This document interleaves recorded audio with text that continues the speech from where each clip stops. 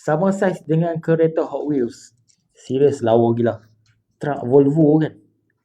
Tu nampak dia lorot tu. Lorot. Tu color lawa. Yang ni color merah. Dia datang sekali dengan dia punya remote. Yang ni dia punya remote. Remote dia 2.4 GHz universal frequency. Dia tak ganggu kereta lain. Tak ganggu, okay.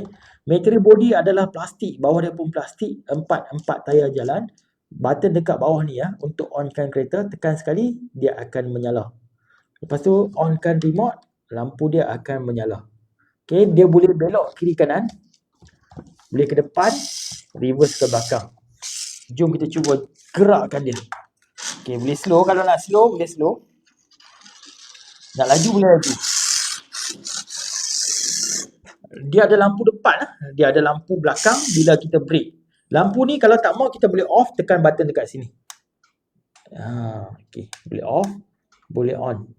Button ni. Tekan button ni. Dia ada low speed. Okay. Boleh slow. Kalau nak slow. Slow pun laju juga lah.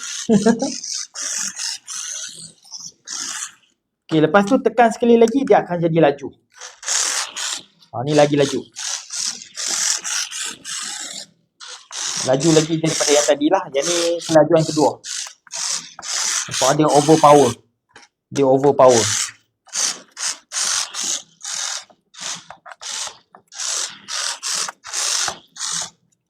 Okey, jom kita main dia.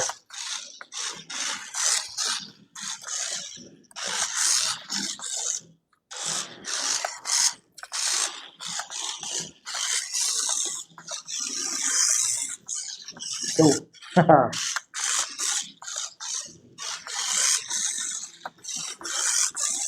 Okey. Truck comel Memang comel. Comel sangat-sangat. Kalau you guys berminat dengan RC truck ni, link ada dekat bawah tu guys. Boleh tekan dan dapatkan sekarang.